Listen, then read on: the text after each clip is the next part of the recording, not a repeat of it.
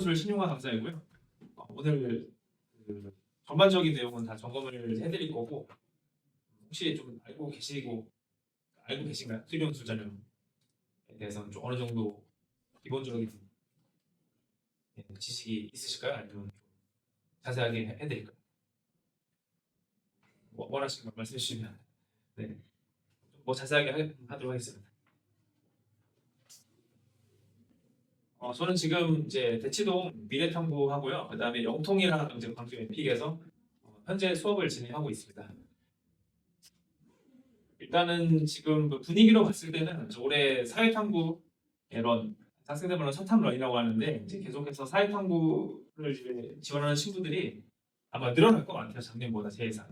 그래서 이제 만약에 과학탐구 두 과목을 끝까지 가실 거라면 이제 과학탐구 최저 등급 맞추는 게 좀 쉽지 않을 거예요. 작년보다 더 어려워질 거라고 예상하시고 좀 등급은 100분위 말고 등급이요. 등급을 맞는 건 좀 보수적으로 생각하셔야 되지 않을까. 2등급 맞는 친구들도 4등급으로 뭐 순식간에 떨어질 수 있는 게 과탐점이라서 요거는 좀 보수적으로 생각하시고 최저를 생각하실 때 그걸 좀 고려해 주시면 좋을 것 같아요. 저는 뭐 정시까지 제가 이제 포괄적으로 말씀드리기 좀 어려울 것 같고 어쨌든 수시에서는 등급 맞추는 게 중요한 거잖아요. 100분위가 중요한 거예요. 정시는 100분위 자체가 중요한 거고 수시에서는 등급 자체가 중요한 거니까 예를 들어서 100분위가 95가 나왔어요. 그러면 2등급이 되는 거잖아요. 사실 95나 96이 정시로 갔을 때는 뭐 살짝 차이는 있지만 그래도 이제 비등비등하다 그러면 최저에서는 1등급이 되냐 2등급이 되냐는 정말 큰 차이거든요. 그런 걸 좀 감안하셨으면 좋겠다. 작년에 이제 보면 이제 그 과탐만 하는 인원들이 지금 거의 이제 4만 명 이상 사실 줄었거든요. 원래 20만 명 정도 했는데 16만 명대로 다시 줄어들었어요. 그래서 상당히 이제 이미 큰 폭의 하락을 했고 그게 이제 전부 다 사탐만 하는 인원들로 가거나 아니면 사탐과 과탐 하나씩 하는 인원들로 늘어났고 일단 논술하는 친구들은 분위기는 제 생각엔 그 상위권 애들, 메디컬 쓰는 애들 말고는 거의 사탐으로 많이 돌리고 있어요. 지금 현재 상담해보면 이제 그런 상황이다라고 이제 생각해 주시고 전략을 짜시길 바랍니다. 자, 시험 범위 한번 짚고 넘어가겠습니다. 시험 범위는 미적기하 합통 나오는 대학들 쭉 정리했는데 자, 지금 여기에 13개 대학인데 여기서 이제 보시면 다 학생들이 가고 싶어하는 대학들이죠. 인기 대학이라고 하면은 거의 다 이제 미적 기하 합통이 나온다라고 생각하셔야 되고요. 그다음에 미적 합통까지 나오는 대학이 이제 광운대랑 가톨릭 의대학대, 가톨릭 대는 빼고 가톨릭 의대학대까지가 이제 미적 합통이니까 사실 뭐 별로 없죠. 그리고 이 아래서부터가 이제 미적 수원수투, 그러니까 흔히 대부분 자연계 학생들이 선택하는 수원수투 미적 보는 대학들이 많긴 많은데 학생들이 선호하는 대학은 아닌 것 같아요. 쪽수는 많은데 학생들이 실제로 여기보단 이쪽으로 가고 싶어 하겠죠.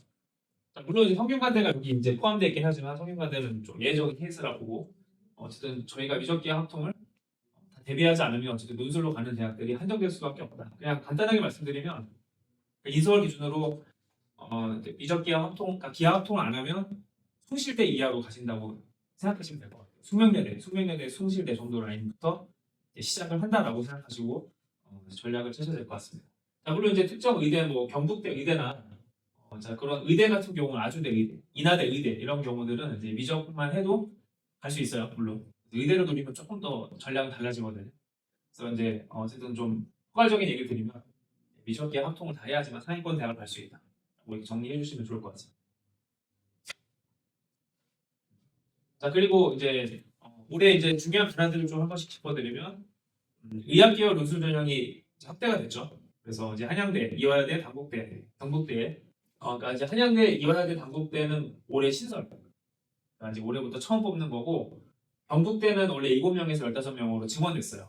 근데 지금 이거는 뭐 다들 아시겠지만 지금 의협에서 계속 이제 막 태클을 걸어서 올해 뽑지 말자 아예 이런 극단적인 상황까지 가고 있기 때문에 이게 타협이 될지는 모르겠어요. 그래서 이거는 솔직히 지금 좀 불확실하다고 보셔야 될 것 같아요. 잘못하면 이거 이제 대학교 취소할 수도 있다 이제 그렇게 생각하시고 접근해 보시는 게 좀 좋을 것 같습니다. 그래서 의대 논술은 분위기가 조금 약간 가라앉은 것 같아요. 이 불확실성 때문에 이거 준비했는데 이제 갑자기 안 뽑는다 그러면 사실 정시는 어차피 하는 거지만 논술은 시간 아깝다 이렇게 생각을 되는 분위기라서 현재는 좀 조심스럽게 하라고 강력하게 말씀 못 드리겠어요. 의대 같은 경우. 지금 워낙 변수가 커서 조금 더 지켜보시고 어차피 5월달에 그 입시안이 확정돼야 되거든요. 수시 모집 입시안이 확정돼야 되기 때문에 그거 보시고 의대 같은 경우는 움직이셔도 좀 늦을 저는 그렇게 하길 추천드릴게요. 의대가 관심 있으신 혹시. 그다음에 이제 약대는 의대랑 상관없는 거니까 약대는 이제 올해 경북대랑 덕숭여대 약대가 신설에 합류하면서 총 100명 전체 인원 100명을 선발하게 됐습니다. 그다음에 이제 또 중요한 이슈가 고려대랑 홍익대 수능 이제 최저에서 과학탐구 지정을 폐지했거든요. 그래서 이거는 이제 잘 봐주셔야 되는 게 지금 과학탐구를 꼭 응시해야 되는 대학들이 있어요. 논술 전형에서. 혹시 영상을 보고 오셨을까? 제 유튜브 영상 보시면 저런 내용들이 다 정리가 돼 있거든요. 근데 이거를 다 하기에는 시간이 좀 안 되기 때문에 제 그 유튜브 찾아보시면은 이 테마별로 다 정리가 되어 있습니다. 그래서 그걸 좀 한번 자세하게 보시는 거 추천을 드릴게요. 근데 저는 큰 맥락을 짚어드리면 어쨌든 이제 과학탐구 지정을 대부분 폐지했기 때문에 경쟁률이 올라가요, 내려가요? 올라가겠죠, 그렇죠? 이제 사회탐구로 최저를 맞추는 게 그래도 더 쉽잖아요. 그러니까 이제 수능 최저를 맞춘 학생들이 늘어나면서 고려대랑 홍익대 같은 경우는 작년에 과학탐구를 지정해서 이제 최저 효과 때문에 경쟁률이 좀 낮았다가 올해부터 다시 올라올 거라고 예상을 합니다. 그래서 이제 좀 정상적인 경쟁률. 홍익대 같은 경우는 작년에 많이 낮았거든요, 실제로. 그러니까 지원 경쟁률이 16대 1이고 아마 실질 경쟁률은 5대 1도 안 됐을 것 같아요, 제가. 많이 떨어졌는데 올해 다시 좀 상승하지 않을까 싶고. 근데 성균관대가 아직 올해 재밌는 변화가 있죠. 논술 유형 선택을 이제 확대한다는 얘기는 이것도 아마 들어보셨을 것 같은데 이제 뭐 전자전기과를 이제 쓴다고 치면은 이제 언어 논술로 뽑고 그다음에 수리 논술도 뽑겠다. 자, 이렇게 해서 만약에 뭐 간단히 말씀드리면 뭐 100명을 뽑으면 뭐 20명은 언어 논술로 뽑고 80명은 수리 논술로 뽑겠다. 그래서 결국에는 그럼 어떤 일이 벌어지는 거죠? 문과 학생도 성균관대를 이과로 갈 수 있습니다. 언어 논술 가지고 수학 안 해도 수학 안 보고도 이과로 갈 수 있는 이런 특이한 현상들이 펼쳐지고 있어요. 그러면 당연히 이과 티오가 어떻게 되죠? 주는 겁니다. 실제로 이과 티오가 주는 거고 그러면 반대로 이제 이과 애들도 문과로 갈 수 있게 된 거예요. 수리 논술. 그러니까 언어 논술 안 해도 수리 논술로 갈 수 있게 되니까 이게 좋은 건지 모르겠어요. 이제 이과 애들이 문과를 가고 싶어 하지는 별로 않을 텐데 문과 애들이 이과로 보통 넘어오고 싶어 하지 문과 애들을 문과로 가고 싶지 않기 때문에 제 생각에는 그래서 이게 좋은 건지 모르겠는데 어쨌든 그래서 결국엔 그 성균관대 자연계열 티오가 좀 줄었다고 생각하셔야 돼요. 이제 이게 언어 논술 혹시 잘하나요? 국어 논술 잘하나요? 그러면 성균관대가 좋은 기회가 되는 거죠. 그러면 되는데 이제 그게 아니라면 이제 조금 자리가 줄었다라고 생각하셔야 될 것 같아요.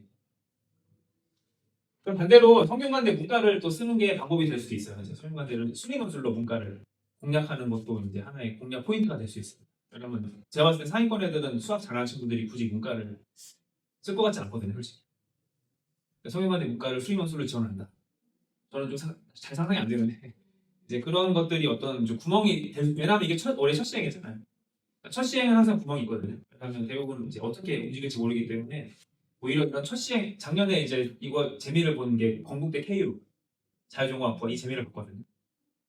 그러니까 제가 봤을 때 작년에 건국대 KU 자유전공학부가 이제 그 인문 자연 통합 선발하는 이제 첫 시도였는데, 그러니까 이때까지는 자유전공학부 선발이면 뭐 이과 자유전공학부, 문과 자유전공학부 이런 식이었으면 이제 작년에 건대가 처음으로 문이과 통합 자유전공학부를 선발했단 말이에요. 그래서 이제 수리 논술하고 언어 논술을 이제 보면서 언어 논술을 싫어하는 수학 장르들이 별로 안 썼어요, 사실은. 이제 그러다 보니까 수학 실력이 좀 약한데도 많이 붙었어요. 오히려 잘 갔어요. 건국대 KU는 제가 건국대를 갈 실력이 안 되는 친구들을 상당히 많이 붙였거든요. KU 자유전공학부 같은 경우는. 그래서 첫 시행은 한번 찔러 보시면 좋아요. 어떻게 움직일지 모르기 때문에 제 생각에 성균관대 그 문과 수리 논술이 전 좀 구멍이 되지 않을까 올해 저는 예상하고 있어요. 그런 것도 좀 잘 관찰해 보시고 한번 지원해 보시면 좋을 것 같습니다. 자, 그 다음에 이제 한양대가 이제 올해 수능 최저 3업치를 도입하면서 이때까지 긴 역사 동안 수능 최저를 없앴다가 드디어 도입하면서 자, 그럼 실질 경쟁률이 많이 완화될 거라 보고 있고요.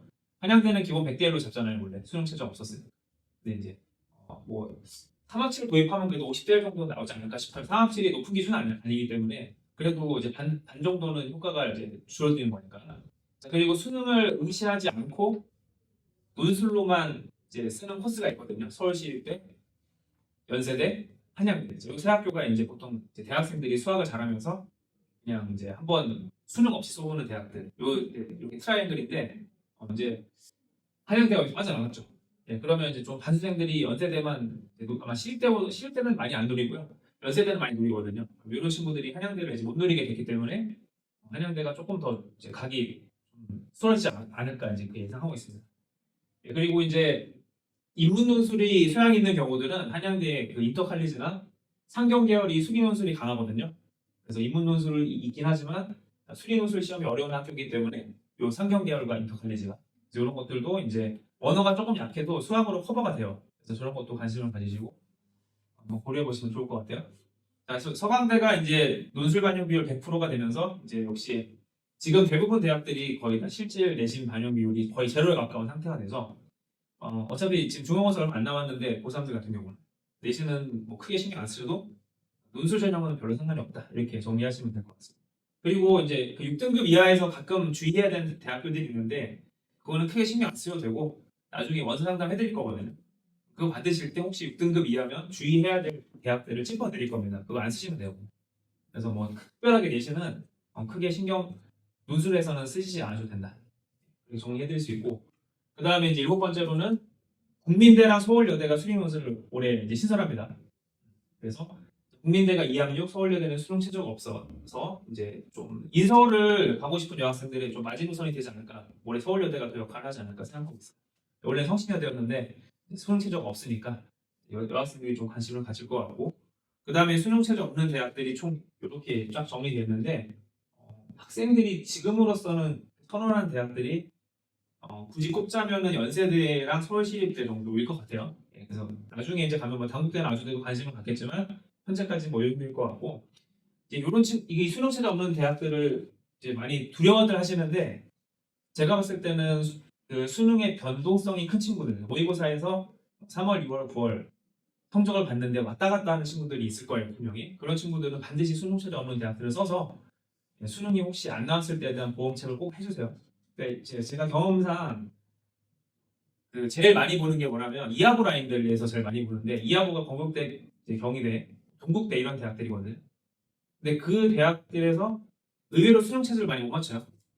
그러니까 이하부 라인에서 제일 중요한 건 2등급이 하나는 적어도 필요하다거든요.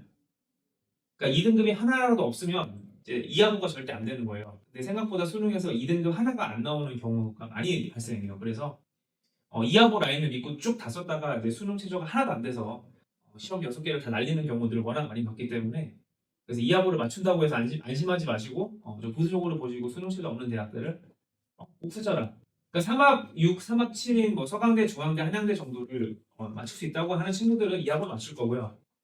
2합 5만 바라보고 하는 친구들이 좀 위험해요. 제가 봤을 때. 그 친구들이 가장 위험하거든요. 그래서 그 친구들이 여차하면 다 최저가 안 되는 경우들 상당히 많이 봤기 때문에 그러니까 뭐 이런 식이죠. 홍익대, 경희대, 건국대, 서강대, 중앙대, 뭐 성균관대 이런 식으로 많이 쓴단 말이에요. 6개가 다 날라갑니다. 그러니까 이가 하나도 안 나와서 그런 경우들 많이 봐서 하여튼 좀 그런 경우는 수능 최저 없는 대학들을 꼭 한두 개는 넣어주시면 좋을 것 같아요. 그 다음에 그 수능 최저 학력 기준 해석 연습을 할 건데 여기 입시 책자에 보시면 입시 논술 전형 책자 있거든요. 프린트로 거기에 보시면 이제 요 내용들 그러니까 수능 최저 학력 기준들이 다 거기 정리되어 있습니다. 그래서 이제 그걸로 한번 이제 보시면 되고요. 한번 요거 예시로 설명을 좀 드리겠습니다. 자, 과탐 칠판에 좀 적을까요?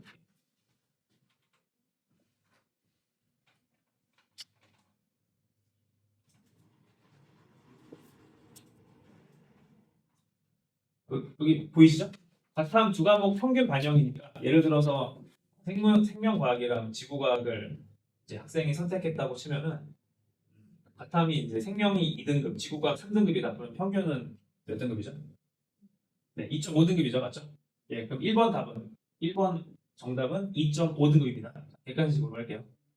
그 다음에 2번 답은 얼마죠? 예, 절사 반영이면 2.5니까 2입니다. 맞죠?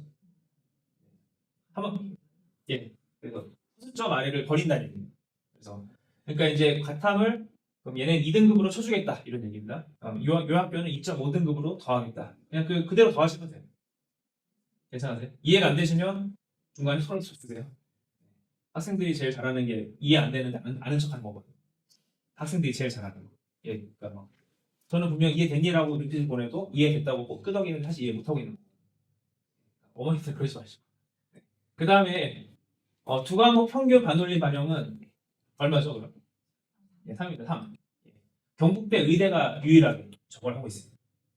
예, 그래서 참고하시고 탐구 한 과목만 반영한다는 얘기는 자 누군 생명 지구학 중에 누굴 반영하는 거죠? 예, 그렇죠. 잘 본 거를 반영한다는 얘기입니다.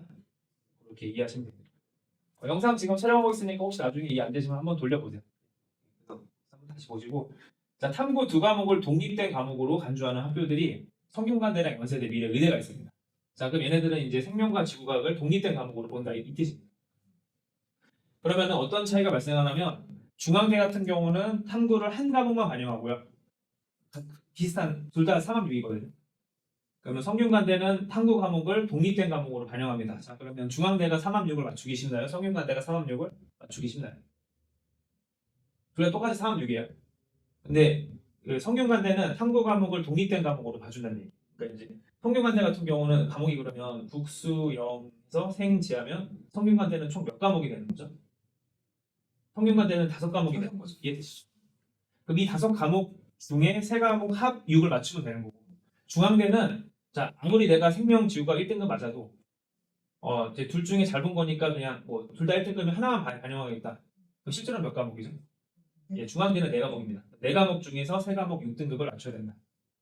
그러면 자 누가 더 많이 맞출 수 있어요? 경우의 수가. 예, 성균관대가 더 많이 맞출 수 있겠죠. 성균관대가 그래서 경쟁률이 더 치열하겠죠. 그래서 성균관대가 이제 어떤 친구들이 오냐면 그러니까 이과형 친구들 있죠. 국어 영어는 완전히 꽝인데 국어 5등급, 영어 4등급 막 이런데 예, 이거 하나 있고 이제 수, 생, 지 막 이렇게 이거 밀고 들어오는 이 성균관대 꿈이 다 있어요. 예, 그러니까 성균관대는 이제 이과에 특이된 그러니까 상담은 제가 해보면 항상 그런 친구들이 꽤 있어요. 완전 이과형 국어 때려 죽여도 안 하고 예, 영어는 이미 손 놓은 지 오래고 이제 정시로 대학 갈 방법이 없어요. 이 친구. 국어가 5등급 나오면 생각보다 논술 합격자 중에 국어 5등급 많거든요. 되게 많아요. 그래서 이 친구들은 정시로 못 가요. 어차피 대학. 예, 그럼 전부 다 일로 몰리는데 어디 무조건 설마 다 쓰면 되죠. 무조건 100%. 왜냐하면 최저를 못 맞춰요. 다른 애들. 전혀 안 돼요. 최저가 중앙대, 서강대, 한양대 다 안 돼요. 이 친구들. 왜냐하면 다 한 과목 반영이라서 이런 친구들이 서영관대로 쓰기 때문에 서영관대 앞에서 좀 제일 듣기 힘들어요. 이런 친구들까지 다 몰려온 벼랑끝 시험이기 때문에 예, 서영관대가 좀 사실 저도 해보지만 좀 쉽게 붙기가 어렵더라고요. 꽤 잘해요. 그런 사람입니다. 자, 그 다음에 이제 수학 탐구 6번이죠. 자, 수학 미적분 또는 기하만 반영한다는 얘기는 확률과 통계를 인정 안 하는 뜻입니다. 참고하시면 되고 이쪽으로 와서 말씀드리겠습니다. 그러면 이제 수학을 포함한다는 얘기는 반드시 수학을 등급 안에 포함시킨다는 얘기고 단국대, 을지대랑 부산대, 이화여대인데 이화여대 같은 경우가 좀 이게 중요한 것 같아요. 이화여대 같은 경우는 반드시 수학을 포함하기 때문에 수학을 이제 망한 친구들이 보시면 자, 이런 거죠. 이제 만약에 내가 수능 날 진짜 최악의 경우로 그러면 안 되는데 수학이 4등급이 떴습니다. 그러면 이화여대 가려면 반드시 어떻게 해야 돼요? 이화여대가 이하 보거든요. 의학대 빼고 말씀드릴게요. 반드시 몇 등급이 필요하죠? 예, 1이 반드시 필요합니다. 어디서는 1이 반드시 나와야 돼요. 예, 그러니까 수학이 혹시라도 망하면 이화여대가 어려워지게 되는 거죠.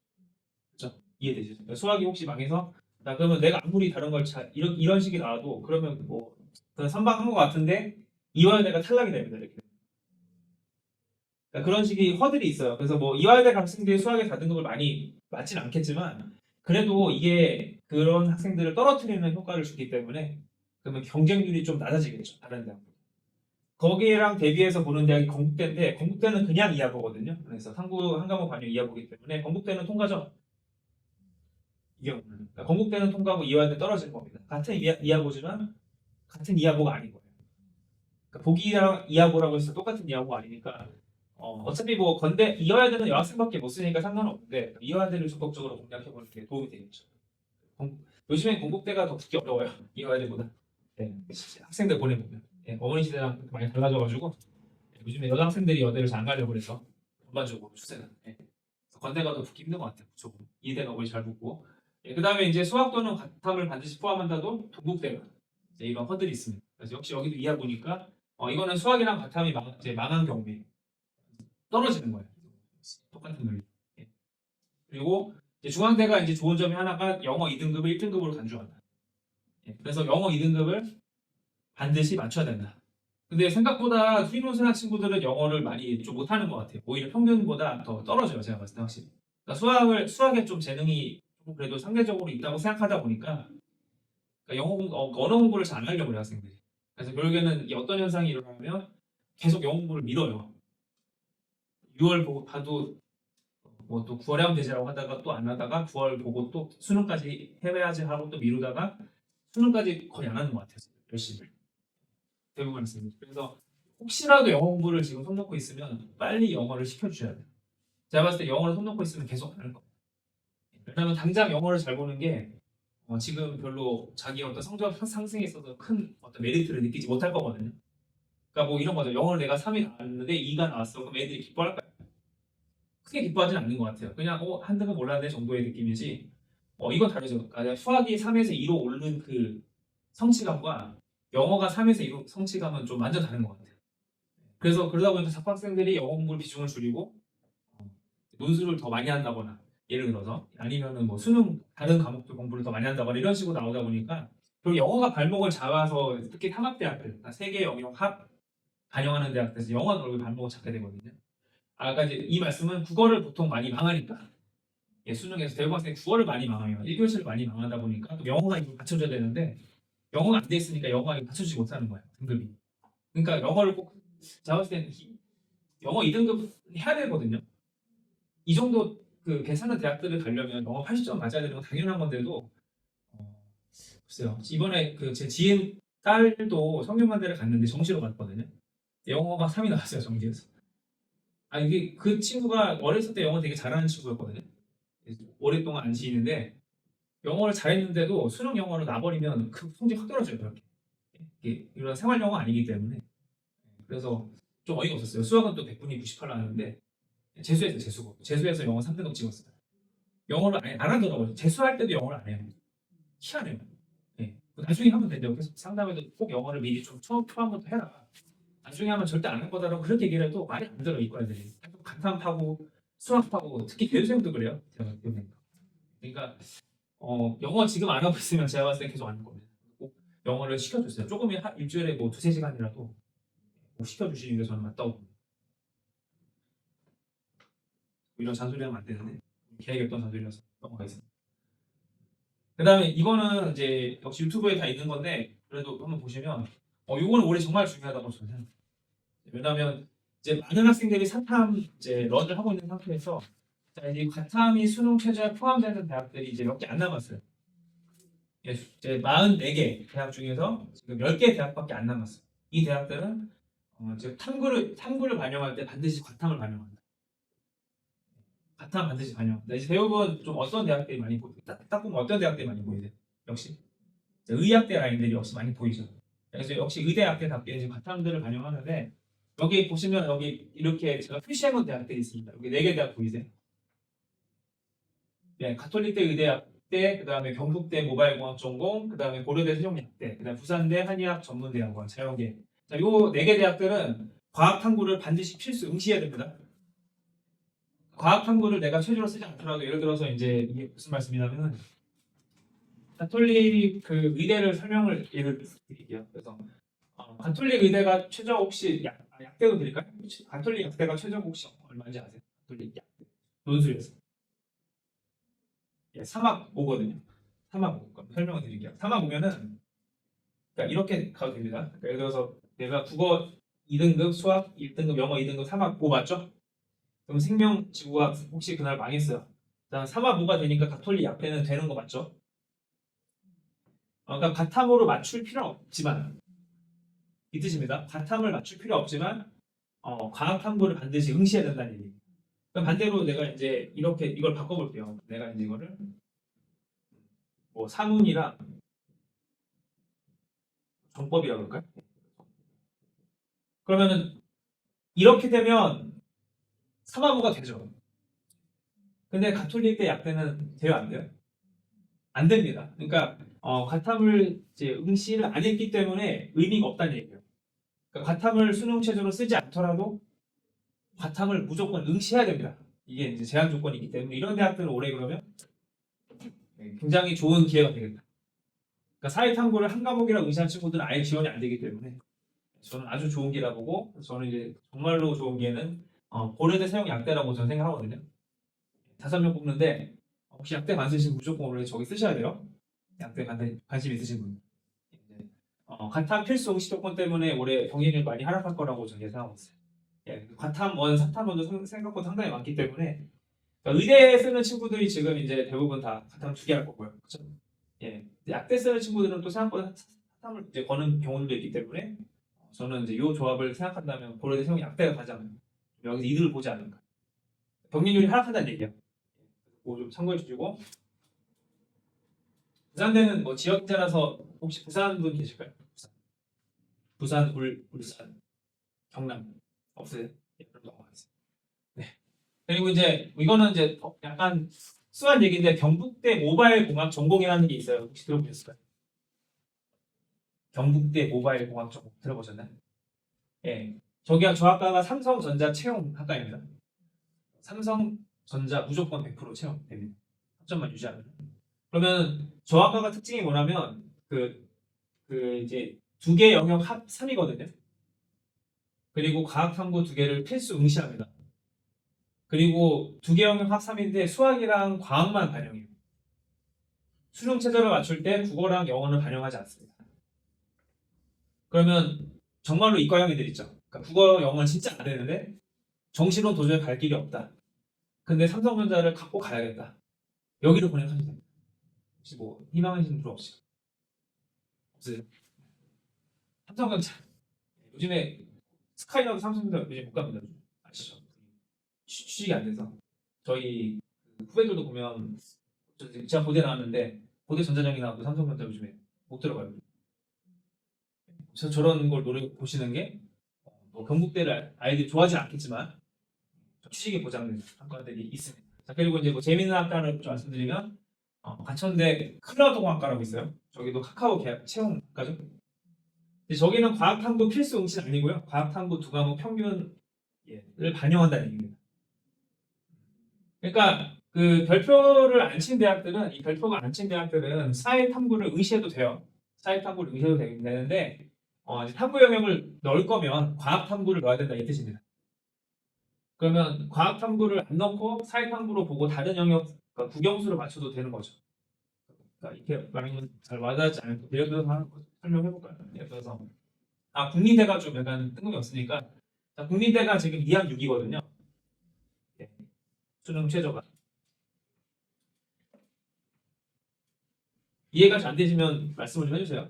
국민대가 지금 2학 6인데 뭐 2학 6이면 높지 않잖아요. 국어 이제 수학, 영어, 아까 생명하고 그냥 사회로 할까요? 사회문화 지리라고 할게요. 그러면 이제 국민대는 탐구 영역을 끌고 들어올 거면 반드시 이 과학 탐구를 넣어야 됩니다. 그러니까 학생이 만약에 혹시라도 국어랑 영어를 망했습니다. 국어 영어 5등급이고 영어는 5등급이라고 치고 자, 수학이 이제 3등급이 나왔습니다. 그러면 이 학생은 지금 국민대가 돼야 안 돼요. 예, 과탐이 없으니까 과탐이 없잖아요. 그러니까 탐구 영역을 내가 잘 봤어요. 이렇게 잘 봐서 탐구 영역을 끌어다 쓰면 좋은데 국민대 같은 경우는 탐구 영역을 끌어다 쓸 수 없다고요. 그러면 지금 2학 8밖에 안 되잖아요. 국민대 탈락하는 거. 그러면 그래도 허들이 된다는 얘기죠. 다른 대학. 그러니까 사탐을 이제 사탐까지 다 허용하는 대학들보다는 허들이 생기기 때문에 어쨌든 누군가는 이런 일이 발생해서 떨어질 거라는 얘기거든요. 그러면 이런 대학들이 올해 공략하기 좋다고 말씀을 드린 거예요. 그냥 이렇게 그냥 어렵게 느껴지시면 이 대학을 쓰면 잘 붙기 쉽다 이렇게 생각하시면 돼요. 별로. 그래서 어차피 뭐 다 여기 있으니까 나중에 원서 쓰실 때 요걸 한번 적어해 보세요. 일정 맞춰가면서 내가 여기를 쓰면은 좀 더 올해는 분위기가 좋겠다라고 이렇게 정리해드린 거니까. 네.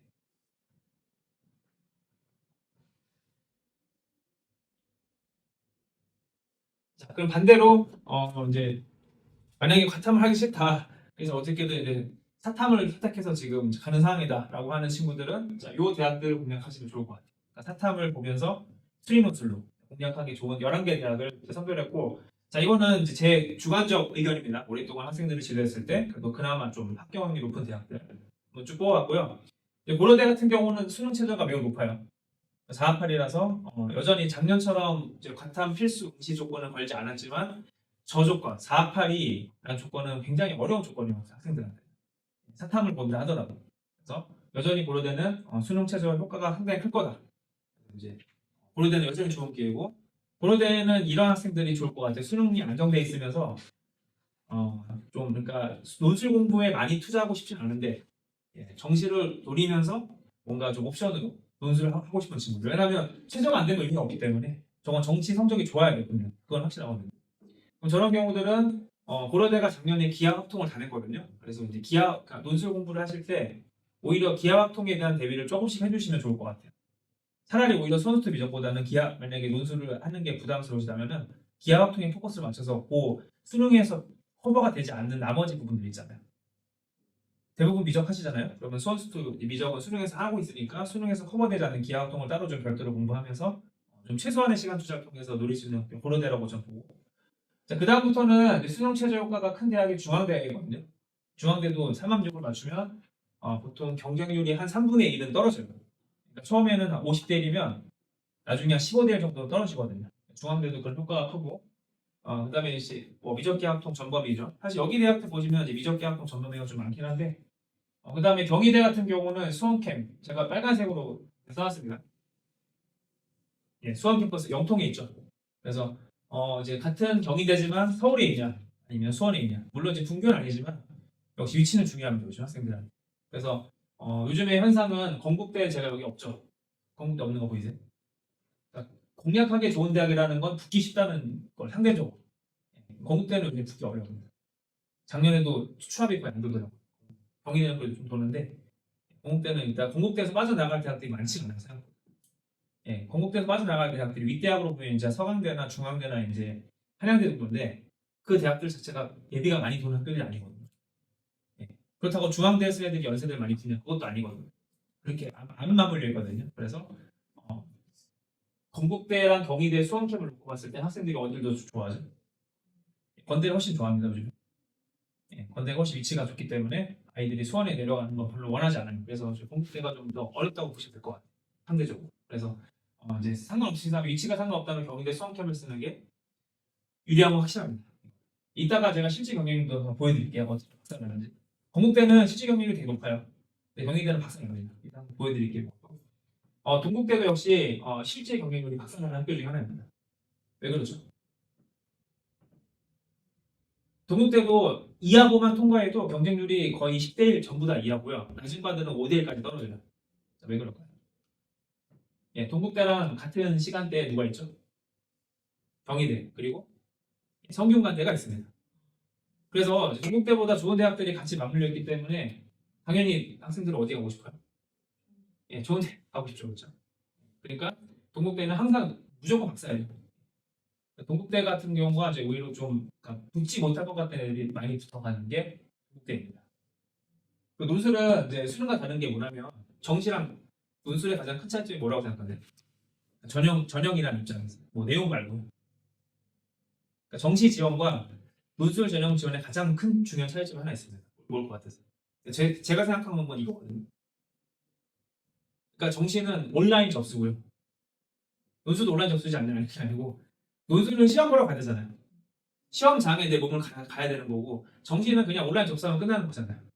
그러니까 내 몸이 가야 되는 건 아니니까 논술은 내 몸이 가야 된다면 내가 내 몸이 갈 수 없으면 시험 못 보는 거죠. 그러니까 동국대랑 경희대랑 서영과대가 맞물려 있으면 학생들은 셋 중에 하나밖에 못 간다는 얘기예요. 근데 정시는 세 개 다 쓸 수 있잖아요. 예, 전부 다. 그러니까 정시가 이런 정시 경쟁과 논술 경쟁은 전혀 의미가 달라요. 그래서 절대로 이게 정시 레벨처럼 움직이지 않습니다, 실제로. 왜냐면 성균관대 이제 쓸 애들이 다 성균관대 쏠려버리면 걔네들이 동국대는 못 쓰니까 동국대가 확 비어버리는 거 순간적으로. 예, 그래서 그런 걸 노리시면 좀 더 편하게 갈 수 있습니다. 홍익대는 그냥 제일 쉽게 가는 대학인 것 같아요. 318이라서 좀 수능 체제도 상당히 높은 편이고요. 다른 학교에 비해서. 그래서 그냥 수능 전에 보기 때문에 수능 전에 보는 게 역시 이제 학생들이 좀 기피하는 대학이 되겠죠. 연세대는 기피하지 않지만 홍익대는 뭐 굳이 내가 홍익대를 써야 되나 이제 좀 잘하는 친구들은 수능 전에 붙어버리면 억울하다. 이제 이런 납치에 대한 두려움이 있기 때문에 홍익대는 잘하는 애들이 안 씁니다. 무조건. 그래서 홍익대는 상당히 쉽게 붙는 학교 중에 하나라고 이해하시면 될 것 같아요. 그러니까 여기가 좀 다 생각보다 그래도 좀 잘 붙는 대학들을 제가 정리해드린 거예요. 충실대를 넣은 이유랑 수명여대 넣은 이유는 충실대랑 수명여대가 둘 다 이하보고요. 그 다음에 이제 요날 충실대랑 수명여대가 혹시 시험이 언제인지 아실까요? 논술 시험. 일정은 좀 다 외워두시면 좋을 것 같고요. 다 외우기 힘드시겠지만 이제 충실대 수명여대는 이제 수능 끝난 주 토요일 날 보고요. 그날 시험이 14개의 대학 포진돼 있어요. 그러면 이제 14개 대학을 다 이동 흩어지겠죠. 그날 하루에 13개 대학 정도가 몰려있기 때문에 13개가 몰려있기 때문에 학생들이 다 흩어질 거 아니에요. 그러면은 아무래도 이런 대학들이 좀 인기가 덜할 거예요. 이날 고려대 있고 서강대 있고 건국대 있고 뭐 이런 대학들이 다 인기 대학들이 포진했기 때문에 특히 누가 제일 인기 없냐면 여대 역시 인기 없습니다. 그래서 정시로 가는 것보다 훨씬 논술이 쉽게 갈 수 있어요. 정시로 가면 또 생각보다 그렇게 낮진 않아요 이 대학들이. 근데 이제 논술은 잘하는 애들이 다 빠져나가줘요. 다 분산되기 때문에 여학생들은 논술을 잘 누리면 되게 전 쉽게 갈 수 있거든요. 정시도. 근데 왜 여학생들은 논술을 안 하는지 잘 모르겠어요. 남학생들은 어차피 옵션이 없잖아요. 여대라는 옵션이 없는데 여학생들은 여대를 잘 공략하시면 정시보다 쉽게 갈 수 있어요. 잘하는 친구들 다 피해서도 움직일 수 있고 이화여대도 그렇고 이화여대랑 한양대랑 맞물리거든요. 항상 이화여대 한양대랑 맞물리는 시즌이고 숙대는 뭐 맞물리는 대학이 너무 많아요. 그래서 숙대 잘 안 쓰려고 합니다. 그 다음에 이제 세종대도 마찬가지로 이하고 세종대는 왜 넣냐면 이하고가 너무 높아요. 이 학교 입장에서는 이하고를 맞추면 우수수 떨어져 나갑니다. 그래서 제가 넣어놓은 거고 성신여대는 수능 전이라서 인기 없습니다. 혹시 여대라서. 그리고 한국외국어대 글로벌. 한국외국어대는 좋은 대학이죠. 근데 글로벌 그러니까 용인에 있죠. 그렇죠? 그래서 이제 분교는 아니지만 어쨌든 인기는 없습니다. 위치가 안 좋기 때문에. 그래서 만약에 타이틀을 원한다, 학벌을 원한다 그러면 정시론 가망이 없는데 학벌을 좀 원한다 그러면 이쪽 공략이 좀 유의미한 것 같습니다. 항공대도 마찬가지로 항공대는 이제 되게 저는 좋은 대학을 생각해요. 내실이 괜찮은 대학인데 역시 항공대가 시험이 언제냐면 숙대, 수명여대에 있는 같은 날. 역시 인기 대학들이 포진해 있는 날이다 보니까 역시 학생들이 기피합니다. 그래서 여기는 이제 제 경험상 이제 좀 합격하기 쉬운 대학들을 쓴 거니까 좀 나중에 접수하실 때 우선적으로 고려해 보시면 좋을 것 같아요.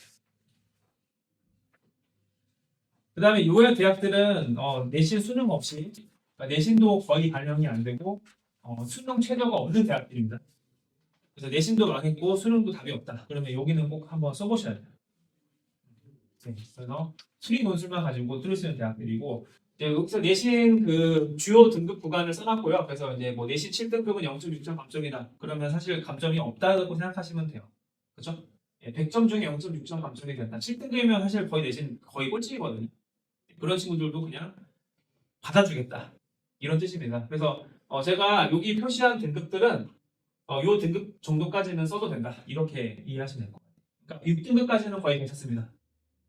자세하게 말씀드리면 너무 길어지니까 이런 대학들은 그냥 6등급 정도까지면 괜찮다. 1에서 6등급 사이면은 큰 문제는 없다라고 정리하시면 되고 가끔 이제 아까 말씀드렸다시피 6등급 이하에서 확 감점이 되는 학교들이 있어요. 그 대학들만 조심하면 됩니다. 그래서 이 대학들도 제가 봤을 때는 이제 그래도 포인트를 말씀드리면 광운대가 역시 미적 확통 빨간 글씨 보이세요?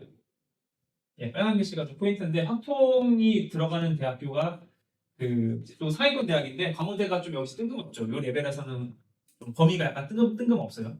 이런 대학들이 이제 공략하기가 좋게 되겠죠. 범위가 불일치 않으니까 같은 레벨에서는 뭔가 공부량이 추가돼야 되니까 학생들이 부담스러워하거든요. 그런 대학들이 공략 대상이 되겠다. 연세대는 작년에 뭐 이슈가 좀 있긴 했는데 올해도 저는 연세대 역시 좋다고 봅니다. 연가고 애들이 많이 뭐 쓴다고는 하지만 그래도 연세대는 수능 전이기 때문에 요즘에는 이제 최상위권 학생들이 쓰는 대학은 아니에요. 연세대 같은 경우. 왜 안 쓰죠? 수능 전이기 때문에 자, 연세대를 생각한다면 당연히 어디를 생각하죠? 서울대보다는 메디컬 그렇죠. 요즘에 서울대는 별로 메리트 없는 거예요. 그러니까 연세대를 노릴 정도면 조금만 더 하면 메디컬이 보이기 때문에 이 친구들은 메디컬까지 같이 생각하고 움직이는 애들이거든요. 예, 그러니까 굳이 연세대를 정시로 갈 수 있는데 내가 논술로 굳이 써야 되냐? 별로 메리트가 없어요, 사실. 예, 수능 전에 보고 미적기 합동 다 해야 되고 이거를 굳이 써야 되나? 이거 아깝다. 특히 재종하는 친구들, 재종반 있는 친구들은 굳이 연세대를 논술로 쓰는 전략은 취하지 않아요. 제가 볼 때 안 취하거든요. 그래서 지금 현역이라면은 좀 연세대를 적극적으로 그냥 해보셔야 될 것 같아요. 좀 수학에 자신 있는 친구들. 겁먹지 마시고. 연가고에 있는 친구들은 어차피 많이 빠져나가기 때문에 연세대가 만약에 240명 뽑으면 제가 봤을 때는 일반고 TO가 130명 이상 나오거든요. 연가고들이 한 110명, 100명 사이기 때문에 실제 최종 합격자에서는. 그래서 자리가 충분하고 작년에 저도 그 연세대 23명 갔는데 그 중에 일반고 학생들이 그 한 그래도 4명은 됐어요. 9명 정도가 가고 연가고들이. 그러니까 일반고 학생도 충분히 다 가니까 너무 겁먹지 마시고 해보시면 좋을 것 같아요. 연세대 같은 경우. 그럼 제가 이제 경희대 실제 경쟁률 한번 좀 보여드릴게요. 그래서 이제 제가 제목을 좀 100대 1인가라고 뽑았는데 저 100대 1은 아니겠죠? 보겠습니다. 이거는 제가 표로 담기 너무 길어서 제 블로그인데 블로그에 보시면 이제 다 정리가 잘 돼 있습니다. 블로그도 혹시 뭐 구독하시면 정보들을 보일 수 있으니까. 그래서 이제 앞으로 정보를 보실 때는 지원 경쟁률을 보지 마세요. 그러니까 이제 몇 대 몇 지원했다라는 건 의미가 없어요.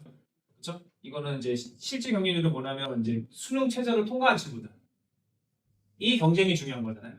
그래서 보시면 유전생명공학과는 수원에 있나요? 서울에 있나요? 경희대. 수원에 있습니다. 경쟁률이 낮죠? 자, 이때는 많이 박살났죠. 예, 그래서 4대 1 나왔습니다. 경쟁률. 2합 5인데.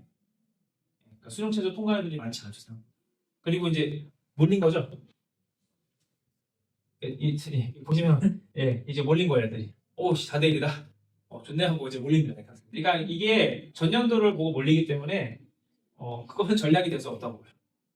그러니까 전년도를 추정치를 보고 올해도 이렇게 하겠지는 전혀 그렇게 움직이지 않죠. 예, 그건 의미는 없습니다. 그런 건 전략이 아닙니다. 차라리 역으로 쓰세요, 그러면.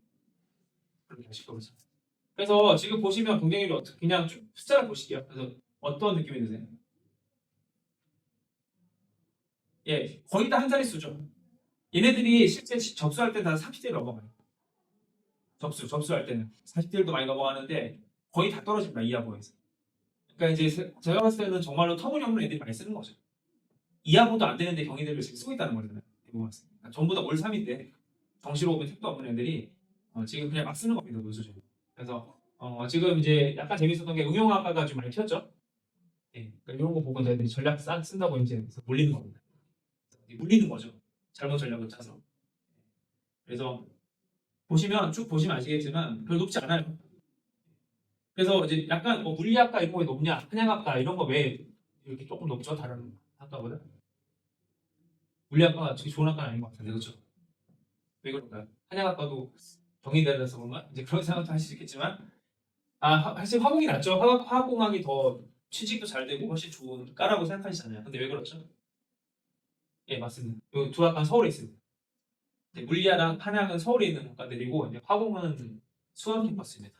그러니까 계속 말씀드리지만 학생들은 서울로 가고 싶어합니다. 네, 모르겠어요. 뭐 인생을 길게 보지 않으니까 당장의 즐거움이 중요한 나이잖아요. 그래서 당장의 즐거운 캠퍼스를 누릴 수 있는 서울로 자꾸 가고 싶어요. 네, 그리고 친구들 서울에 있고 나 수원에 있으면 솔직히 좀 기분 안 좋잖아요. 네, 수원에서 보자 그러면 안 만나줘요. 다 서울에서 보지. 술 먹고 놀 때 서울에 놀지 누가 수원 가서 놀아줘요. 어쩔 수 없어요. 그래서 뭐 죄송 말씀이죠. 분당이나 이제 뭐 용인 그쪽 지역들은 경기가 가깝지만 사실 서울에서 되게 멀어요. 수원까지 통학하려면 2시간 잡아야 됩니다. 스쿨버스 타고 움직이려면 쉽지 않습니다. 또 자취하면 뭐 모르겠지만 그래서 생각보다 이런 인기 학과들이 경쟁률이 낮아요. 기계공학과도 보이면 13대이면 정말 낮은 거거든요. 제가 봤을 때. 다른 건국대 기계공학과는 수능 최저 통과해도 거의 30대 1 밖에요. 보통 50대 1, 그 다음에 떨어지면 이제 수능 최저로 떨어지면 30대 1 정도이기 때문에 건국대가 무조건 경희대 2배라고 보시면 돼요. 건국대가 실질 경쟁률이 무조건 경희대보다 훨씬 높아요. 이건 어쩔 수 없는 것 같아요. 서울 쏠리면서 계속 심해지고 있어서. 그래서 인공지능이나 이제 이런 거 식용과도 보시면 식용과도 그 서울에 있는 겁니다. 서울에 있고요. 인공지능이랑 머리 대세니까 그렇고 간호학과도 서울에 있고요. 생물학과도 서울에 있고 서울에 높은 거 보이시죠? 예, 아니 이 소프트웨어가 훨씬 좋은 과잖아요. 소프트웨어는 전부 다 손에 있습니다. 예, 그래서 그렇게 이제 현상을 이해하시면 좋을 것 같습니다. 정보 디스플레이도 저기 서울에 있습니다. 서울. 예, 서울에 있고 뭐 의치하냐 뭐 다 서울에 있으니까 참고하시면 되고 이제 위에 됐을 것 같아요. 그래서 제가 경희대 수험캠을 쓰면은 훨씬 붙기 쉽다. 공국대로 그런 것도 좀 고려해 보시면 좋을 것 같습니다. 다시 피트를 돌아와서 어제 저 열심히 찾아보고 있는데 어제 드디어 고려대가 이제 기출문제를 발표했거든요. 그래서 고려대 잠깐 문제를 보여드리면 이제 해석이 안 되실 것 같아서 뭐 문제를 같이 해석하는 시간 갖는 게 아니고 그냥 뭐가 나왔는지 보고 가겠습니다. 그래서 제목을 제가 이제 정말 수능 수학만 열심히 준비해도 수능에서 합격할 수 있냐라고 이제 많이 물어보시는데 당연히 아니죠, 그렇죠? 정답은. 예, 왜냐하면 문제를 보시면 구성을 보시면 이해되실 것 같아요. 자, 제 작년에 고려대 시험이 2개 나왔는데 5점 5. 이거는 합격 제가 발표한 기준을 이제 학교에서 발표한 단원 이름을 제가 정리해서 제 생각이 아니고 실었습니다. 그래서 물론 수험수도 포함되어 있지만 결국에 마지막 해결점이죠. 문제를 푸는 마지막 해결점이 중요한 거잖아요. 수험수도 내용이 중간에 들어가 있냐 중요한 게 아니고 마지막 해결점은 1번이 미적분, 2번이 미적분이고 3번이 기하 중에서 벡터, 그 다음에 4번이 확통에서 확률이라서 고려대가 모의고사에서 발표한 폼 그대로 나왔어요. 예, 이렇게 내겠다. 우리는 3번 무조건 기하 내고 근데 이제 그 3번을 낼 때 기하에서 벡터만 2번 냈거든요, 실제로. 근데 실제 논술도 벡터를 다 냈어요. 2번 다. 벡터를 제일 못하거든요. 그러니까 기하에서 벡터를 잘 두려워해요, 학생들이 사실은. 제일 무서워요. 어려워요, 벡터가. 왜냐면 공간 도형이나 2차 곡선 같은 경우는 앞쪽 뒤쪽 단어들은 약간 미적분이랑 연결되는 단어 포인트가 있어서 아니면 중학교에서 배웠던 도형의 지식으로 풀 수 있는 단어들인데 벡터는 전혀 다른 얘기거든요. 그래서 이거는 단기간에 훈련이 절대 안 돼요. 그래서 고려대 같은 경우는 시험 일정이 수능 끝나고 이틀 뒤 이거 아시죠? 그러니까 이틀 만에 이 정도의 벡터 문제들을 소화해서 풀기는 쉽지 않을 겁니다. 그래서 작년에 합격 수기를 보면은 벡터는 잘 못 풀고도 많이 합격해서 실제 학생들. 3번은 많이 못 푼 것 같아요, 제가 봤을 때. 그래도 합격은 한 게 워낙 다 같이 못하니까 예, 이제 좀 못 풀어도 합격을 한 것 같으니까 반대로 생각하면 벡터가 조금 준비되어 있다면 또 손쉽게 합격할 수 있다고 저는 생각이 들거든요. 예, 근데 뭐 물론 학생들 입장에서는 이걸 그렇게까지 공부하는 게 부담스러운 게 맞긴 맞아요. 자, 어쨌든 드리고 싶은 얘기는 이제 봐줄 마음이 없다는 얘기입니다. 상위권 대학들은 학생들이 뭐 수능에서 뭐 수험수도 미적하니까 봐줘야지 그런 마음이 전혀 없다는 걸 계속 강조하고 있죠. 그래서 또 게다가 여기 4번은 뭐 물론 이게 뭐 되게 신기한 내용은 아닌데 확률과 통계 중복 조합이라는 그 경우의 수 세는 거랑 미적분에 나오는 급수라는 개념이 있어요. 그걸 결합해서 냈어요. 단원 통합형. 이 아니죠. 교과 통합형이죠. 예, 수능에서는 교과 통합형이 없는 거 알고 계시죠? 과목 간에 섞지 않습니다. 근데 이제 논술은 아예 대 과목을 섞어버리는 문제들을 출제하게 돼요. 이런 식으로. 그래서 결론은 수능 수학만 열심히 준비하면 떨어진다입니다. 이건 무조건 떨어질 수밖에 없어요.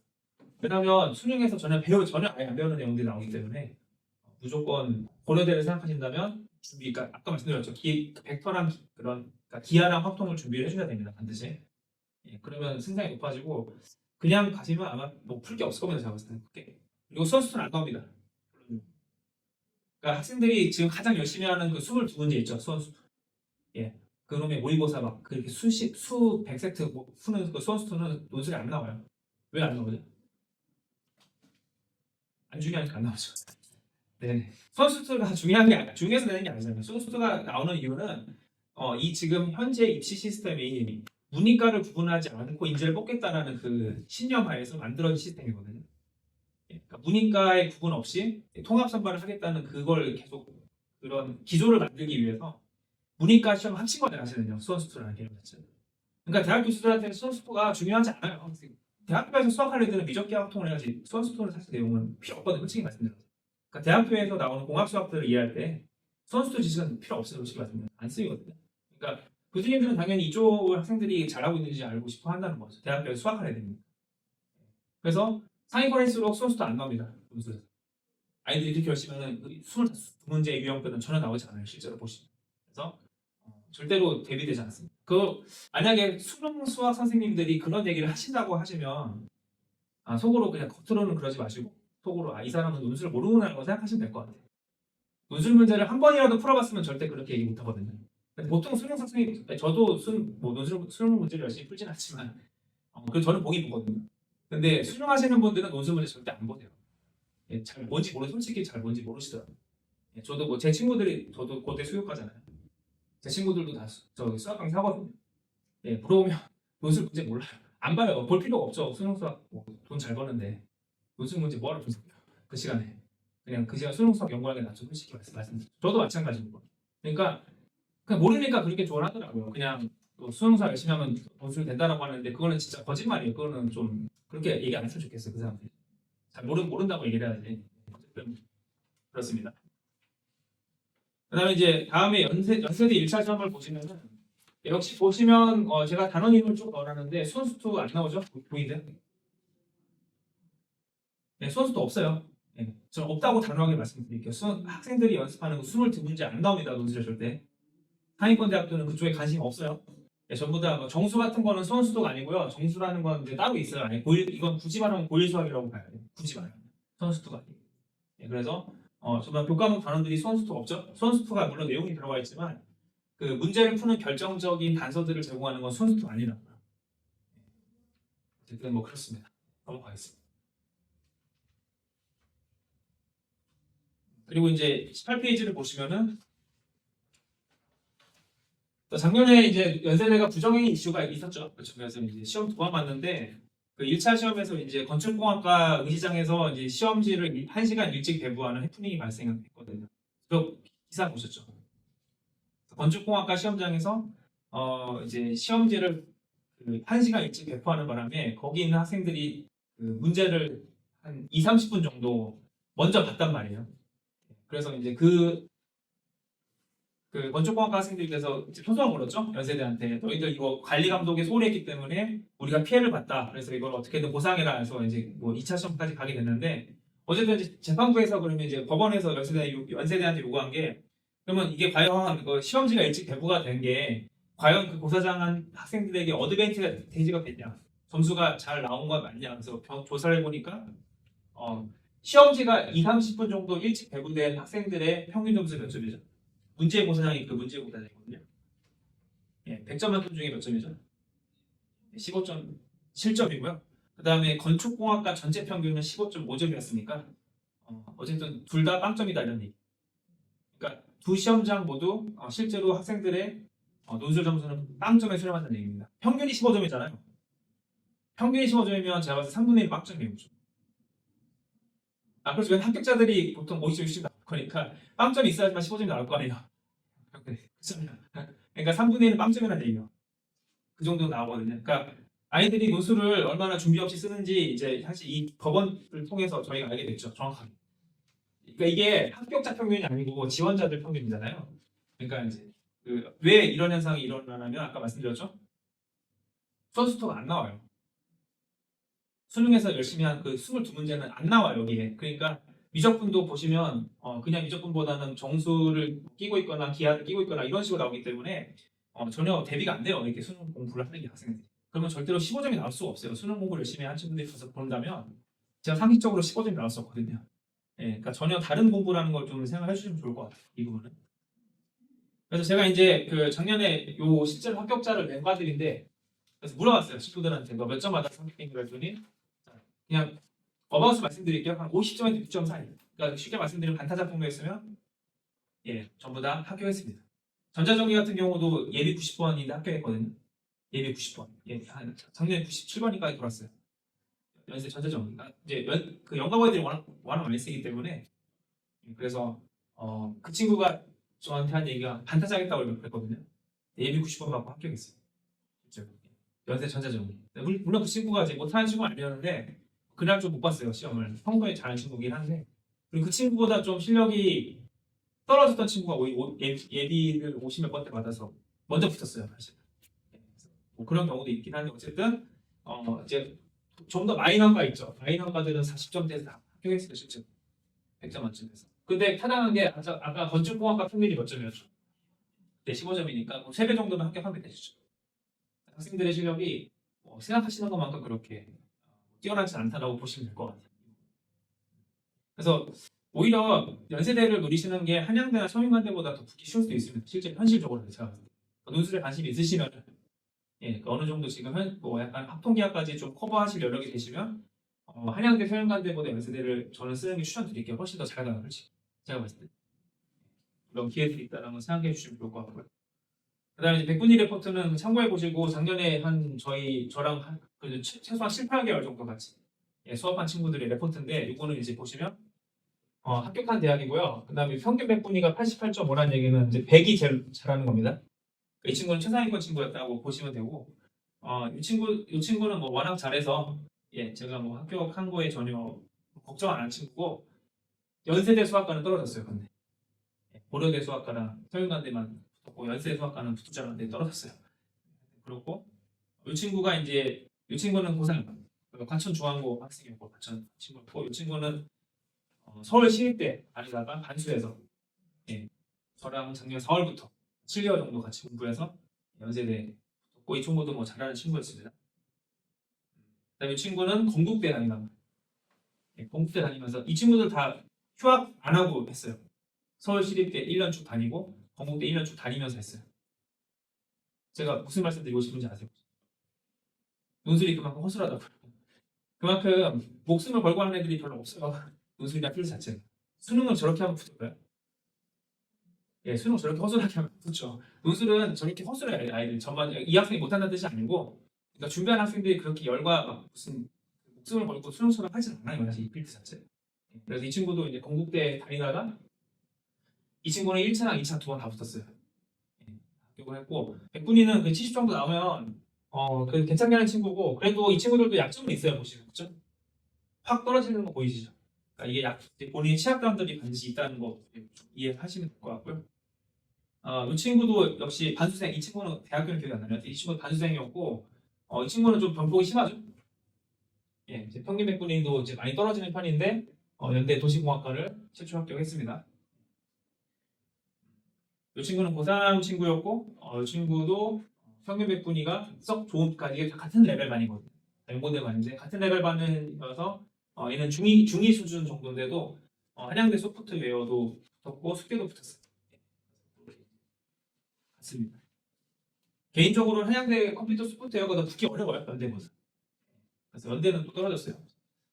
그리고 이 친구는 아까 말씀드린 그 연대 전자전기 57번으로 이제 붙은 친구고 이 친구는 이제 이 친구도 이제 이 친구 재수이구나. 이 친구가 이제 현역인데 이 친구는 이제 광교 쪽 수원 광교 쪽에서 저희 일요일날 대치까지 와서 들었던 친구고 이 친구 같은 경우는 이제 백분위가 41점이기 때문에 상당히 좀 낮은 편이라고 저는 봤거든요. 그래서 합격이 쉽지 않을 거다. 그래서 어려울 거라고 예상했는데 저도 원래 내려가려고 했어요. 반이 좀 어려워서 시험 점수가 계속 잘 안 나왔잖아요. 보시면 33.6, 4.9면 이제 거의 꼴찌거든요. 시험 점수가 이렇게 나오면 학생들이 좀 내려가려고 해요. 힘들어하고 그랬는데 끝까지 붙잡고 갔습니다. 끝까지 붙잡고 가서 연대 화학과랑 중앙대 화학과 2개 다 붙었어요. 지금부터. 그래서 정규반에서 물론 좋은 성적을 보여줘서 붙은 경우도 있지만 정규반에서 그러니까 이 친구는 평균 아래거든요. 평균 아래여도 붙어서 갈 수도 있습니다. 그래서 근데 이제 제가 확실하게 말씀드리는 거는 다 성실한 친구들이었어요. 수업에 태도도 좋았고 숙제도 열심히 하고 그런 친구들이었습니다. 이 친구는 가천대 다니라고. 가천대 다니면서 모의학 반수해서 역시 한양대 기계공학과 갔어요. 한양대 기계공학과가 작년에 112대 1이었거든요. 그것도 이제 뚫어내고 그래서 항상 100대 1을 다 뚫어요. 저희 학생들이. 100대 1을 뚫는 게 기적 같아 보이긴 하는데 그렇다고 제가 확실히 말씀드릴 수 있는 건 기적 같은 일을 했지만 기적 같은 실력을 가지고 있지 않아요. 그러니까 분명히 기적은 일어나는데 절대로 이 학생들이 무슨 빼어나게 수학을 엄청 잘했거나 그러지 않았거든요. 이 친구도 보시면 성적이 어떠죠? 걔도 안 좋았어요. 언제까지 안 좋았죠? 이게 이제 거의 10월 달이거든요. 10월까지 안 좋다가 11월 달에 갑자기 확 올라가서 좀 잘한 것 같아요. 그리고 나머지는 다 떨어지긴 했어요. 결국에. 하는데 기간을 이제 건진 건데 뭐 굉장히 잘 갔습니다. 지금 가천대에서 상인사가 갔고 그래서 제가 이제 말씀드리고 싶은 거는 그러니까 좀 일일비하지 마시고 좀 논술은 특히 변동성이 심한 게 왜 이렇게 학생들이 점수가 나타난다고 보세요? 예, 그러니까 이게 논술은 문제 수가 작잖아요. 6문제 많아봐야 정말 많아봐야 9문제 정도거든요. 그러니까 문제 수가 작다 보니까 내가 한두 개 안 풀리면 점수가 확 내려가요. 어쩔 수 없어요, 이건. 문제 수가 좀 수능처럼 골고루 분포돼 있으면은 내가 기본 점수라는 게 나오는데 논술은 기본 점수가 안 나올 때가 있어요. 내가 심지어 컨디션 안 좋으면 아까 뭐죠? 이처럼 예, 거의 이제 빵점에 수업 많이 보거든요. 이 정도. 그럴 수도 있어요. 그래서 그런 거에 대해 너무 이대비하지 마시고 학생들이 그냥 수학 저는 그냥 이렇게 말씀드릴게요. 학생들이 수학을 좋아하면 시켜보세요.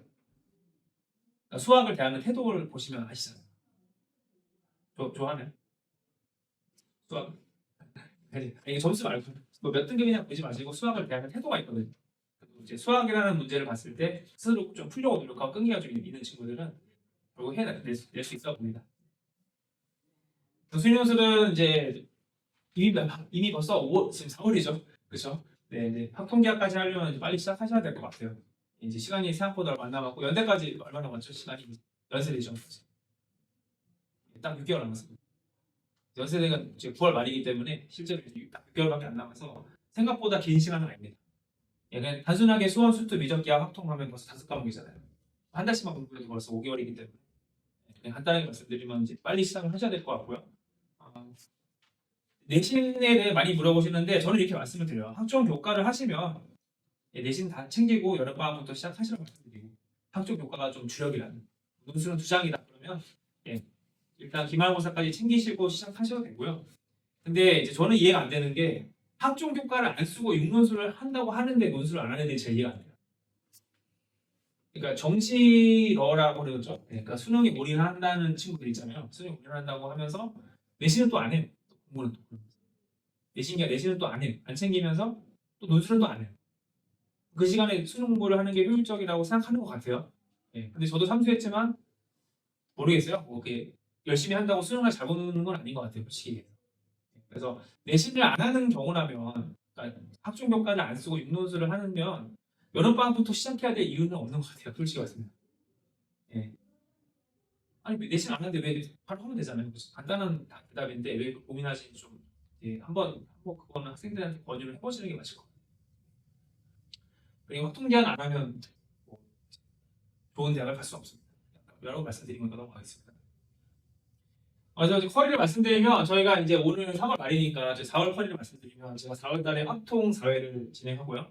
5월 달에 적분 오해 할 거고 6월 달에 기하고 수원수투는 지나갔는데 혹시라도 수원수투를 그래도 논술 공부를 하고 싶다 하시는 분들은 동영상 강의가 준비되어 있으니까 동영상 수강이 가능합니다. 근데 뭐 지금 놓친 걸 따라오는 건 보다는 앞으로 다가올 거를 좀 따라오시는 거 추천드리고요. 그래서 저는 좀 학통기하의 무게를 좀 다른 선생님들과 허리를 비교해 보시면 좋을 것 같은 게 저는 학통기하에 좀 무게를 많이 두고 있어요. 아까도 말씀드렸지만 연세대, 고려대, 그다음에 뭐 서강대, 작년에 서강대가 또 기하를 냈거든요. 예, 그래서 지금 작년엔 또 건국대랑 경북대 다 기하 나왔기 때문에 지금 학통기하를 안 하면은 좀 승산이 없어요 사실. 그래서 제가 좀 다른 강사들과 다른 좀 학통기하를 좀 많이 무게를 두고 있습니다. 학통기하를 이제 하고 그다음에 2학기 때는 7, 8, 9 수업인데 이때는 개념 수업이 아닙니다. 개념 수업은 2학기 때 마무리되고요. 이때는 실전 수업으로 넘어가야 돼요. 그래서 이때는 이제 단원 통합형 수업으로 진행해야 돼요. 그러니까 미적분 플러스 확통 이런 문제들을 다뤄봐야 된다.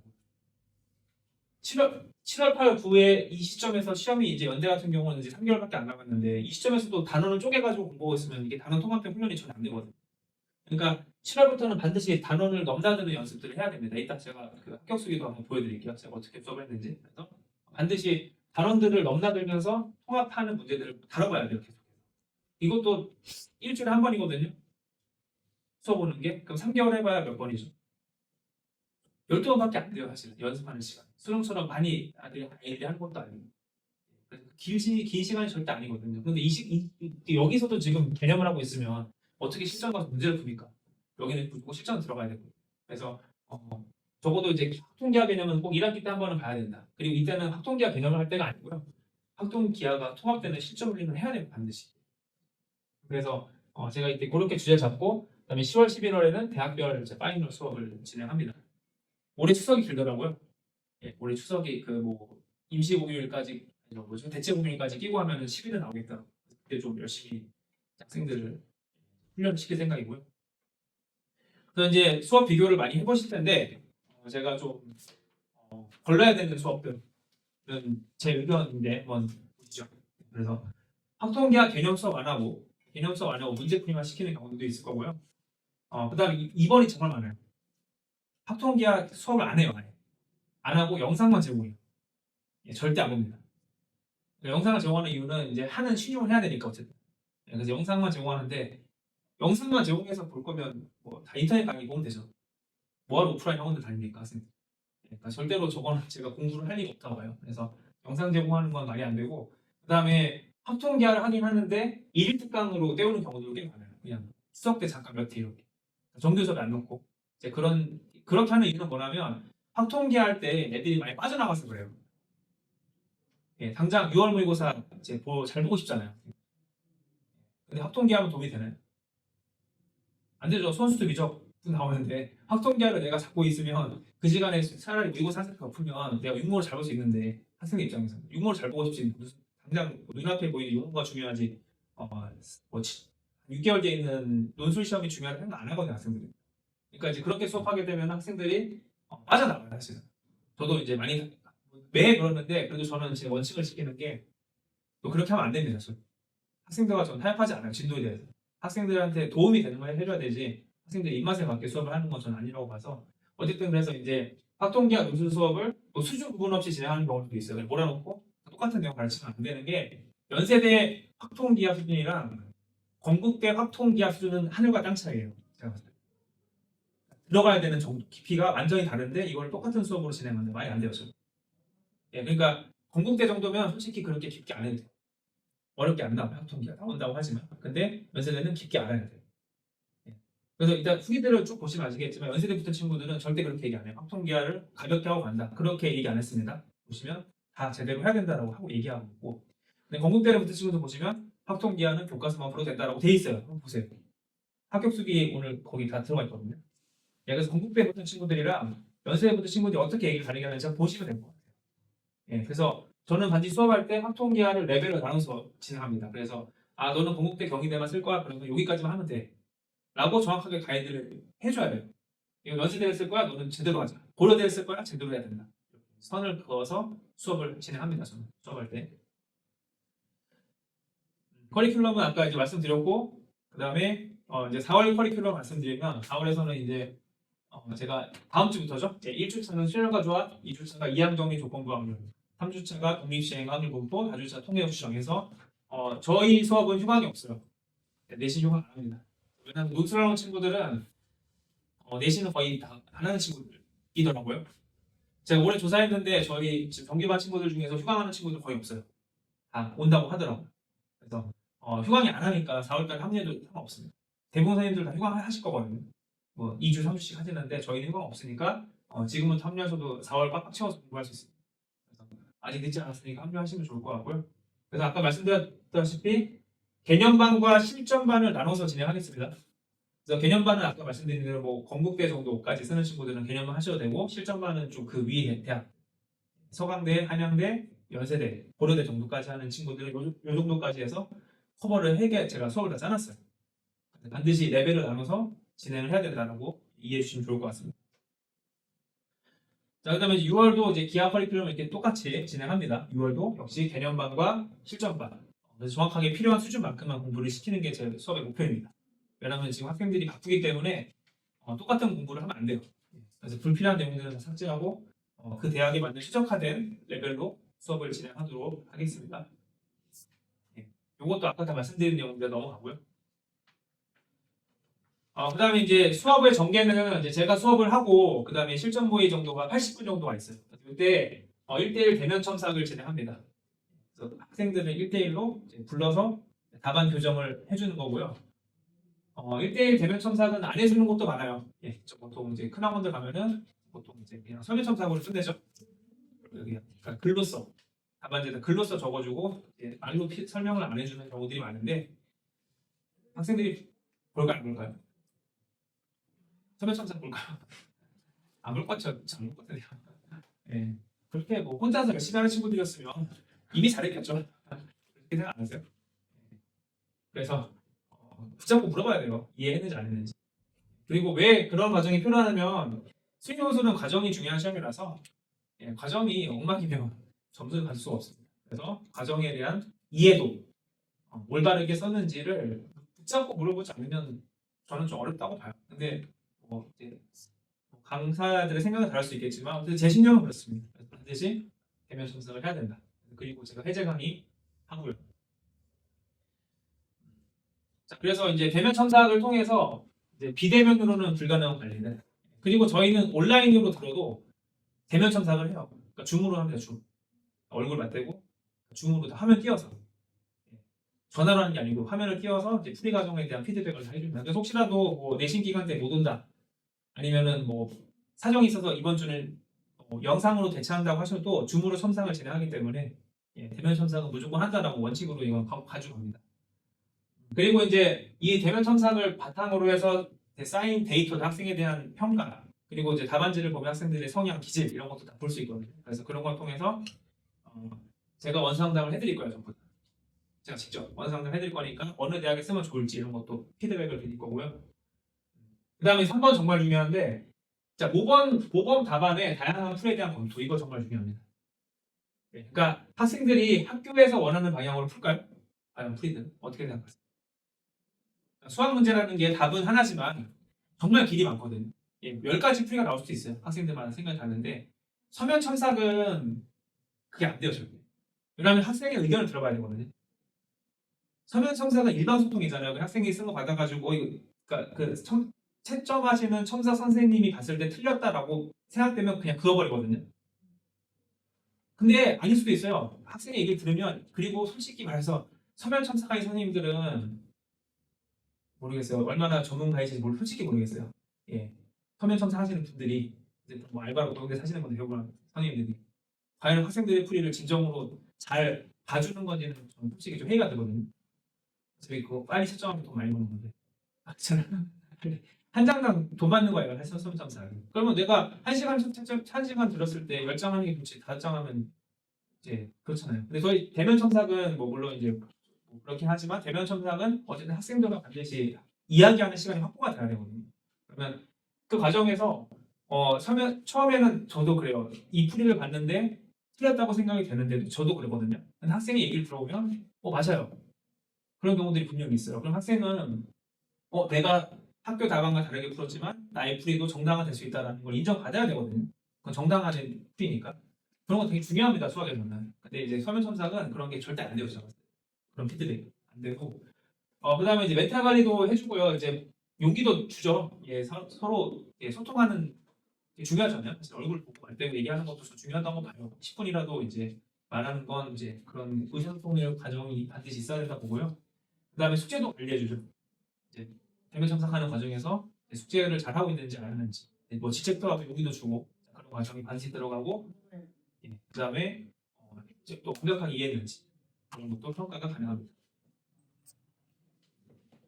그래서 이제 대면 첨삭은 이제 제가 학생들 답안지는 다 스캔해서 가지고 있어요. 그래서 저도 보고 있는데 인원이 늘어나면 제가 사실 다 못해서 이제 저희 그 학교 후배들 다 졸업생들이거든요. 그래서 대학생 알바는 안 쓰고 지금 최대한 선생님 같은 경우는 지금 저 메인 첨삭 해주시는 분인데 박사 하시다가 미국에서 제가 좀 꼬셔서 데리고 왔습니다.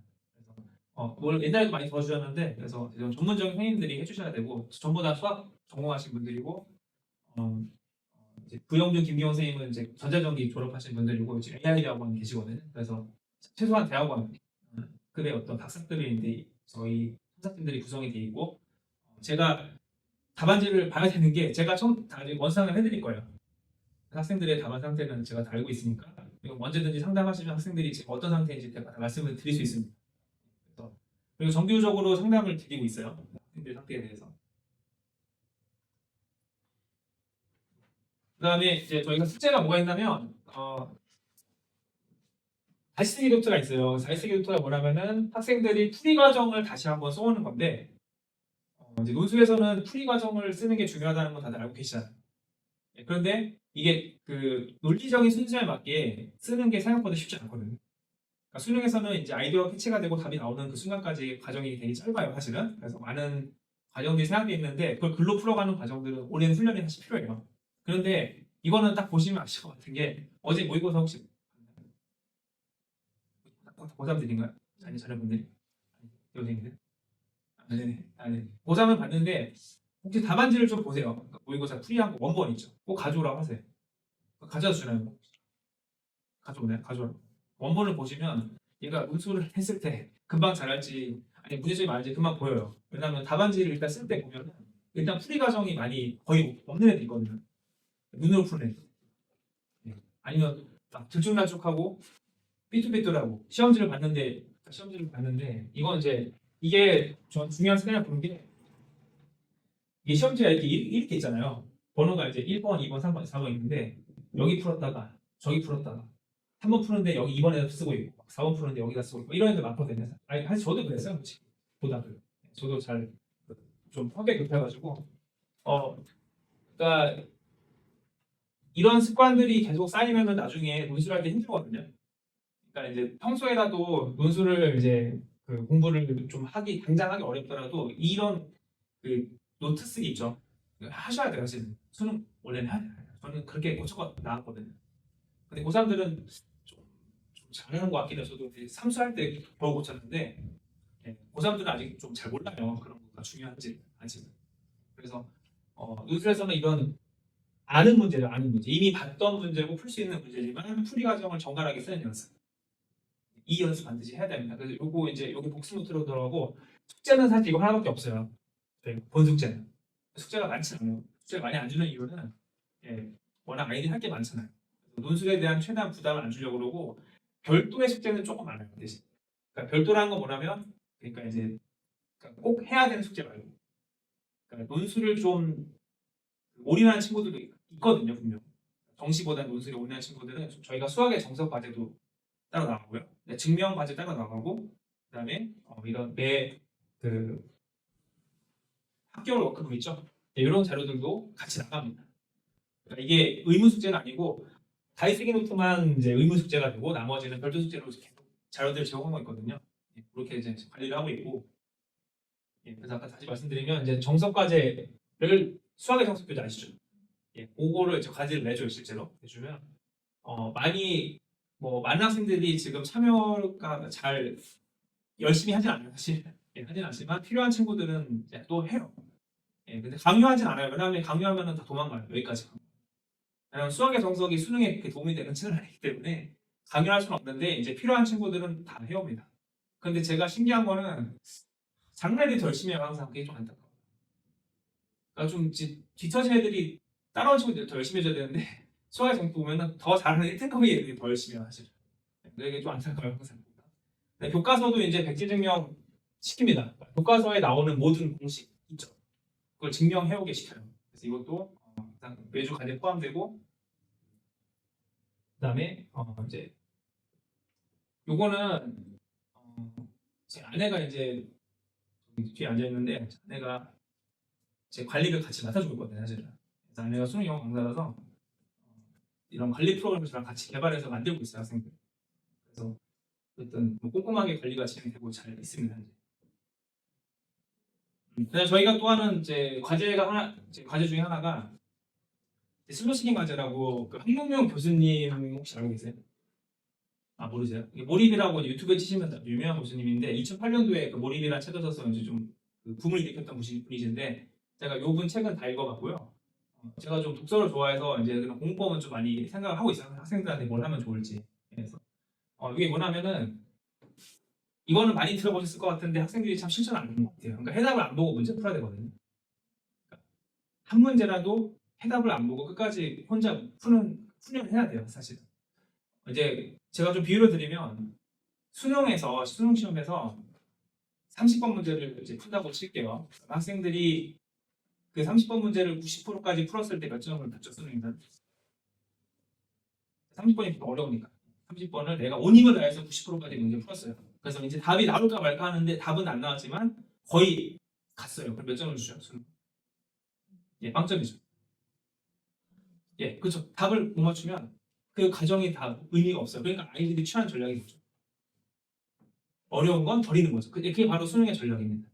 물론 잘하는 애들은 다 풀겠지만 이제 대부분의 92 정도 맞는 친구들은 한두 문제는 사실 버리는 게 현명한 전략이 저는 맞다고 봐요. 그거를 맞추기보단 차라리 검산을 해서 실수를 잡아내는 게 더 훌륭한 전략이라고 저는 동의해요. 또. 왜냐하면 92 정도고 96이면 이제 메디칼 가기 때문에 굳이 100을 맞지 않아도 되거든요. 서울대 의대 갈 거 아니면. 근데 이제 논술은 그게 아니거든요. 논술은 그 90이 인정이 된다는 얘기죠. 그러니까 내가 30번이라고 쳤을 때 그걸 논술 문제를 옮겨왔으면은 90%푼 게 점수로 그대로 인정이 되는 거니까 학생들이 반드시 그걸 알아야 되는데 논술한 수능한 친구들이 그걸 잘 이해를 못해요. 답이 안 나오면 의미가 없다고 생각하니까 이제 그걸 잘 못 받아들이는 것 같아요. 그래서 제가 저희 반 아이들이 하는 훈련이 있는데 제가 다이스기 노트에다가 해설을 이제 안 주고 매주 어려운 한 문제를 꼭 실어줘요. 근데 생각보다 이거는 열심히 잘해요. 그래서 제가 이제 도저히 해결할 수 없을 것 같은 고난도 문제들을 하나씩 줍니다. 자, 이거는 이제 가장 높은 반은 의대급 문제를 주고 있고요.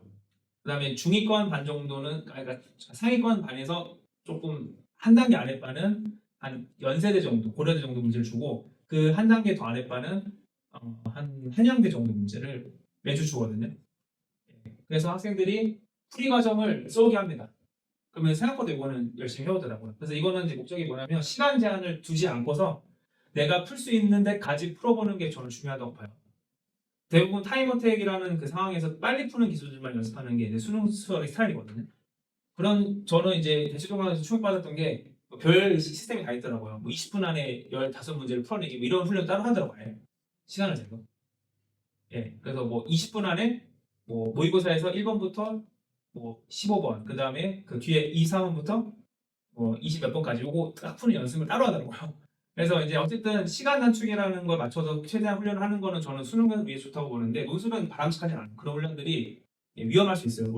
중독이 되는 시간 단축 훈련을 하게 되면. 그래서 반대 훈련입니다. 이건 말 그대로 슬로우 시킹이니까 시간 제한을 두지 않고서 내가 생각력을 키워보는 거고 풀이 과정을 최대한 썼을 때 그 돌아오는 보상이 저는 크다고 봐요. 그래서 남들이 못 풀 것 같은 문제를 내가 답을 안 내도 점수를 가져올 수 있다는 점, 그걸 아이들이 좀 알아야 되거든요. 그러니까 그런 거 자꾸 부딪혀 보면은 자신감이 생겨요. 그러니까 이게 진짜 어려운 문제를 만나면 학생들이 이제 보통 도망가려고 그러거든요. 대부분 학생들이. 근데 이제 내가 이걸 함으로써 이 정도까지 50%까지 올 수 있다. 아니면 60%까지 올 수 있다. 80%까지 올 수 있다라고 자신감이 생기면 써냅니다 학생들이. 그래서 저는 이 포인트가 나중에 결국엔 합격에서 가장 중요한 그런 결정을 지을 요소라고 저는 보거든요. 그래서 제가 이제 올해도 작년에도 이거 했고요. 올해도 하고 있고 일주일에 한 문제씩 하면은 1년에 45문제를 할 수 있겠더라고요. 그 45문제 정도를 자기 수준보다 좀 높은 문제를 훈련함으로써 생각의 힘, 사고의 힘을 키울 수 있다라고 이제 전 자신에게 요구하는 단언을 할 수 있고요. 그리고 이거 이제 우스갯소리로 요즘에 핸드폰이 다 있잖아요. 학생들이 핸드폰 다 주시죠 그래도. 핸드폰 사진 기능은 혹시 뭐 투시폰이라도 사진을 찍을 수 있으니까 사진이 안 돼요. 하여튼 사진을 제가 농담이 아니고 거의 농담한 진담만으로 문제 사진을 찍어라. 문제 한 문제는 사진을 찍어서 인스타 하지 말고 그 시간에 꺼냈을 때 인스타 하지 말고 바로 그 사진을 넘겨가지고 그 사진을 보고 문제에 대해서 고민해봐라. 짜투리 시간에 고민하면은 충분히 일주일에 한 문제 정도는 충분히 고민할 시간이 저는 있다고 보거든요. 그런 식으로 어쨌든 이제 바쁘다고 하니까 학생들이 바쁘다고 볼 시간이 없다고 하니까 어떻게든 한번 시켜보려고 이제 하는 거고 부모님께서 해주시면 좋은 게 뭐냐면 이제 논술 문제를 바빠서 못 보겠다라고 얘기하는 바쁜 와중에라도 한번 보게 하시려면은 관심 있는 대학 있잖아요. 기출 문제를 잘라서 오리세요. 그리고 변기 아니고 화장실에 붙여놓고 냉장고에 붙여놓고 다 학생 자주 가는 공간들이 있을 거 아니에요. 붙여놓고 한 번씩 풀어보라고 하세요. 그럼 이게 사람이 고면도 풀고 싶어지거든요. 눈에 없으면 이제 생각이 안 나는데 눈에 보이면 한번 시도해보고 싶은 거니까 그렇게라도 한번 논술 문제를 좀 자꾸 친하게 만들어 주시는 게 저는 좋을 것 같아요. 학생들이 안 하려고 하니까. 네. 그다음에 이제 그 매번 저희가 보는 그 시험에 대해서 성적과 과제 수행 결과를 이렇게 표로 다 정리해서 보내드릴 겁니다. 여기 보시면 아까 그 처음에 100분 보여드렸던 100분위 표 있죠? 제가 전체만 다 하고 있어요. 요거를 저희가 그 학부모님들과 학생들 연락처로 전송을 해드려요. 요 데이터. 그래서 이제 요거는 여기 위에 이제 숙제가 얼마큼 되어 있는지, 뭐 과제 평가, 그다음에 뭐 성실도 이런 것도 다 보내드릴 거니까 이렇게 항상 요 데이터를 잘 갖고 계시다가 나중에 상담하러 어차피 제가 갖고 있어요. 데이터를 갖고 있으니까 상담하러 오시기 전에 한번 상태를 보시고 어디를 쓰면 괜찮겠다 이런 거 한번 판단해 보시면 좋을 것 같아요. 이거 다 보내드릴 겁니다. 매주. 다시 한번 정리해드리면 1대1 대면 첨삭 저희가 진행하고요. 그다음에 다이쓰기 노트 관리 피드백 들어가고 복습 영상을 제공합니다. 그래서 매 수업은 모두 촬영을 하고 있고 저희 편집을 다 해서 예쁘게 해서 발송을 지금 해드리고 있어요. 매주. 확통기하 같은 경우는 계속 이제 볼 거기 때문에 1년 동안 열어드릴 겁니다. 그러면 이제 보면서 언제든지 까먹으면 복습할 수 있게 제공해드릴 거고 매주 테스트 과제 결 통계 발생해드리고 그다음에 수료시킨 과제 아까 있다고 말씀드렸고 수리노술 이제 전형 접수할 때 9월달이죠. 그때 학생들에게 맞는 대학을 추천해드리겠습니다. 작년에 23명 연세대를 이제 보냈는데 이제 합격자 명단을 한번 쭉 적어봤습니다. 거짓말이 아니냐 안 믿으실까봐 이름이 이제 써봤어요. 개인정보라서 그냥 넘어가겠습니다. 썼고 이 친구가 이제 아까 광교고 수원에서 광교고 연세대 화학과 붙은 친구 어머니께서 보내주신 문자거든요. 어머니께서 카디악 파이널 스케줄이 안 맞아서 다른 수업을 들었는데 신영 선생님 강의가 제일 좋았다라고 보내주셨어요. 제가 제 수업이 제일 좋았나 봐요. 그다음에 이 친구는 한양대 기계공학과 붙은 친구 112대 1 들었던 그 친구는 가천대 다녔다가 지금 합격하는 내용도 있고요. 이거는 이제 고려대랑 한양대 붙은 친구들. 이거는 이제 그 자매가 저한테 다 수업을 들어서 고맙다고 쿠키를 구워서 왔거든요. 예쁘게 손글씨로 편지를 써서 선물로 가져왔어요. 그래서 이제 어떻게 도움이 되었냐 그래서 이제 보시면 선택 과목을 가리지 않고 전 영역의 포인트를 고려해서 할 수 있습니다. 그래서 제가 이제 학생들이 좋아하는 수원스트 미적분에 치우치지 않고 확통기하를 최대한 골고루 하려고 노력을 했어요. 작년에 연세대 같은 경우는 제가 아예 문제풀이반을 따로 만들었어요. 문제풀이반을 별도로 따로 정비반 말고 보통은 주일에 가잖아요. 이 친구가 아까 공국대 다니다가 붙은 친구거든요. 이 친구는 그 문제풀이반 두개 대수를 2개 들었어요. 그래서 제가 그렇게까지 연세대를 많이 작년에 대비를 시켰거든요. 그래서 이때 전체적으로 확통기하 50%로 잡고 대비를 시켜줬거든요. 그래서 작년에 확통기가 워낙 많이 나와서 많이 도움을 받은 것 같아요. 그래서 이제 이 친구는 중앙대 다니다가 붙은 친구거든요. 중앙대 다니다가 가정에서 간 친구인데 기하학통에 자신이 없었는데 역시 제가 기하학통 개념들을 논술을 어떻게 적용하는지를 배웠다. 그래서 제가 상당히 이제 수업에 강조하는 걸 좀 볼 수 있을 겁니다. 그리고 아까 이 친구 광교고 친구고 그래서 이제 선생님이 용기를 주셔서 끝까지 포기하지 않았다. 그래서 선생님께서 절대 내려가지 말라고 끝까지 붙잡아줬어요 학생을. 그래서 이 선생님도 연세대 화학과를 나오신 분이었는데 그래서 이제 후배가 될 수 있으니까 그래서 저는 대면 첨삭이 꼭 그런 수학적인 포인트를 집어주는 것도 중요하지만 학생들과 소통하면서 용기도 주고 그런 것도 저는 중요하다 봅니다. 그래서 이런 포인트도 좀 좋았다고 보고요. 그다음 시간이 많이 지나서 넘어가겠습니다. 나중에 천천히 좀 보시면 좋을 것 같아요. 이 내용들. 작년에 이제 총 168건의 합격이 있었고 121명이 이제 수료를 합격을 했습니다. 그래서 대학은 상당히 다양하게 좀 분포를 이제 하고 있고요. 아이러니하게 제일 좋은 대학에 제일 많이 갔어요. 제가 잘했다고 이렇게 자랑하는 건 아니고 제가 확실하게 말씀드릴 수 있는 거는 성균관대나 서강대보다 연세대 가는 게 더 쉬워요. 솔직히 말씀드려요. 정시 말고 논술에서는. 그러니까 이 수능 뒤에 보는 대학교들은 경쟁이 치열합니다. 왜냐하면 다 저기를 쓰려고 하잖아요. 그러니까 남들이 안 쓰는 곳을 노려보시는 게 훨씬 현명하다고 봐요. 연세대는 경쟁률이 최저가 없어도 작년에 40대 1을 못 넘었거든요. 근데 서강대나 한양대 가시면 무조건 저희 100대 1로 시작해요. 일단 지원 경쟁률 자체가. 그러니까 물론 그렇다고 다 잘하는 학생들은 아니지만 그래도 그만큼 많이 몰린단 말이에요 학생들이. 그래서 작년에 이제 제일 좋았던 스코어가 딱 제 예상대로 갔어요. 연세대랑 홍익대. 그러니까 제일 많이 간 학생들. 두 대학교가 역시 공략하기 제일 좋은 대학들이거든요. 그래서 논술하실 거면은 이런 대학들 제가 추천드리는 대학들을 써보시는 게 좋겠다. 자 이제 마지막으로 정규반 안내 드리고 남은 시간에 질문 받고 마무리하겠습니다. 정규반은 이제 제가 총 지금 3개 레벨반을 운영하거든요. 그래서 연세대 오리반이라고 제가 이름 붙였는데 연세대만 푸는 건 아니고요. 그러니까 이제 상징적인 의미입니다. 연세대 시험이 제일 빠르잖아요. 성인여대 다음이거든요. 바로. 두 번째로 빠른데 이제 연세대를 꼭 써야겠다.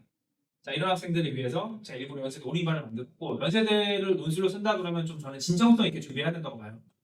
그냥 한번 찔러보자 이런 식보다는 좀 차근차근히 계획적으로 준비해서 쓰면 충분히 승산이 있는 학교를 보기 때문에 이제 레벨을 말씀드리면 연세대, 고려대, 의약학계열 정도의 문제들 레벨로 치고 연세대 문제 풀 건 아니거든요. 그래서 이 정도 레벨을 생각하신다면은 연세대 올인반을 추천을 해드릴게요.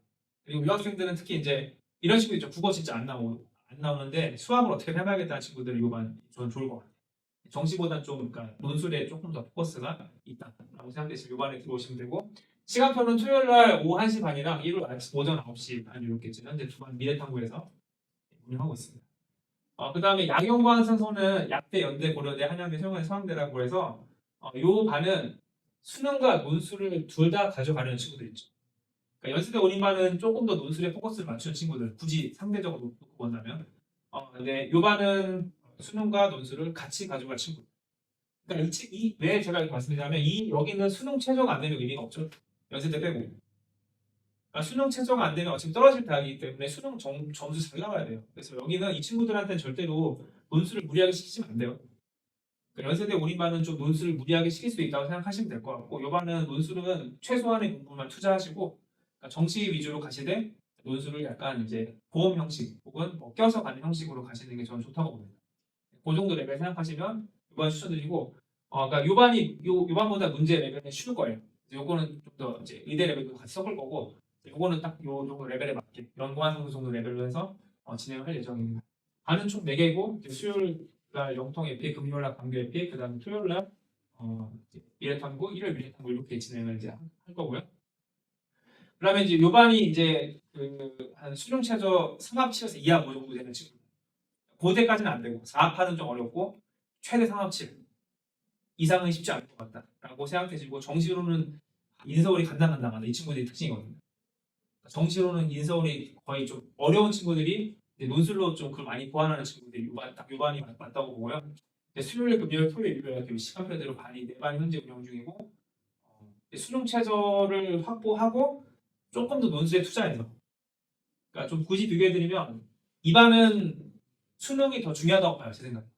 이 반은 수능 공부를 더 메인으로 가는 반이고, 이 반은 수능과 논술이 반반 가거나 아니면 논술 조금 더 하거나 이렇게 해서 논술로 좀 공략을 해서 정시로 갈 수 없는 대학들을 좀 뒤집어 보려는.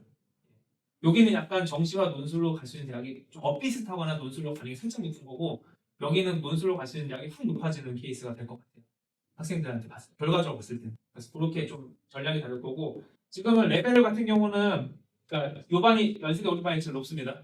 그 다음에 양용관 성서, 그 다음에 한성서 중경시 건너 이렇게 하면 좀 더 쉬워지는 반이니까 논술이 처음에 어렵다거나 좀 쉽게 시작하고 싶으시면 이 반으로 시작하시는 게 좋을 것 같고요.